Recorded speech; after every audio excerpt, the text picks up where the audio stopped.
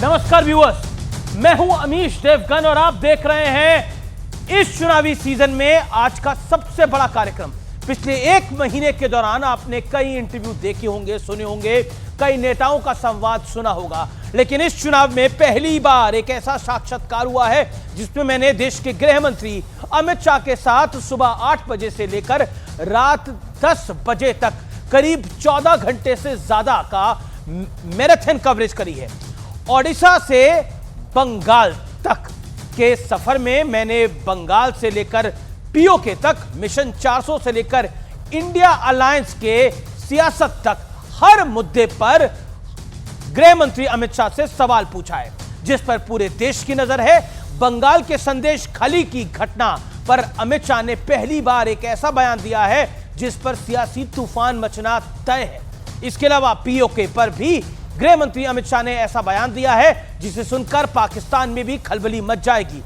इसके अलावा 5 राउंड की वोटिंग के बाद बीजेपी और एनडीए की सीटों का टारगेट अब क्या है, इसका खुलासा भी आपको इस इंटरव्यू में देखने को मिलेगा। इस मेगा इंटरव्यू में आज आपको कई और सवालों के जवाब मिलेंगे। खास बात यह है कि 14 घंटे की मैराथन कवरेज के दौरान उनकी रैलियों में भी मैं मौजूद था, उनके हेलीकॉप्टर में भी मैं उनके साथ था और ओडिशा से लेकर कोलकाता तक का लंबा सफर भी हमने लगातार तय किया। यानी आज आपको मैं पूरी इनसाइड स्टोरी बताऊंगा कि गृह मंत्री अमित शाह अपनी रैलियों की तैयारी कैसे करते हैं और साथ ही ग्राउंड जीरो से सबसे सटीक चुनावी विश्लेषण भी आपको मैं दिखाने वाला हूं। तो अब मैं आपको उन सवालों की झलकियां दिखा देता हूं जो मैंने गृह मंत्री अमित शाह से पूछे। सुनिए। चुनाव में पहली बार न्यूज 18 आपके समक्ष लेके आ रहा है देश के गृह मंत्री अमित शाह के साथ बिताए हुए 14 घंटे। और इस समय हम पहुंच चुके हैं संबलपुर झारसुगुड़ा से और गृह मंत्री अमित शाह धर्मेंद्र प्रधान की सभा में यहां से जाएंगे और एक मंदिर के भी दर्शन करेंगे।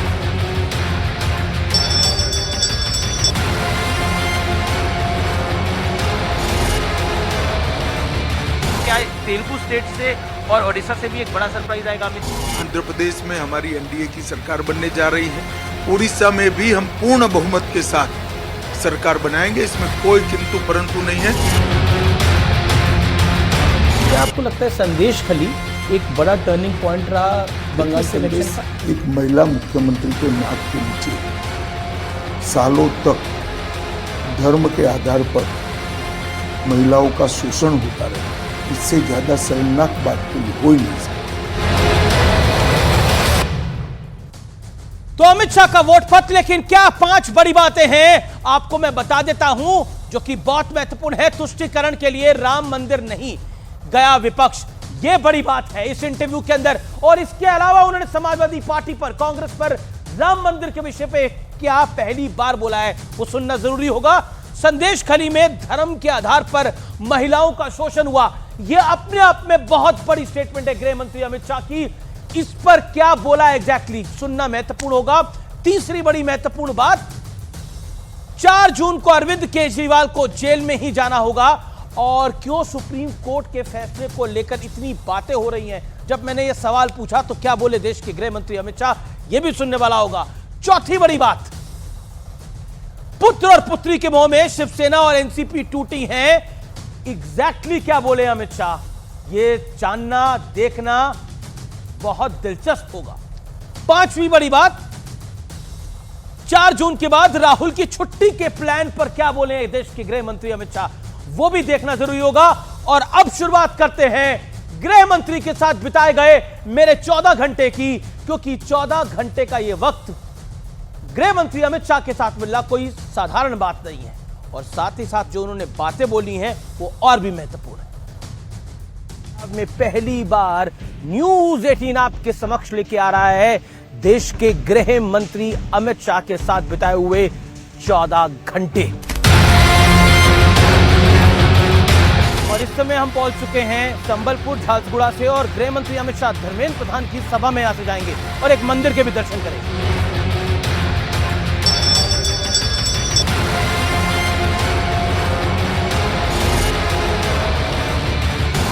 तेलुगु स्टेट से और ओडिशा से भी एक बड़ा सरप्राइज आएगा अमित जी। आंध्र प्रदेश में हमारी एनडीए की सरकार बनने जा रही है, उड़ीसा में भी हम पूर्ण बहुमत के साथ सरकार बनाएंगे, इसमें कोई किंतु परंतु नहीं है।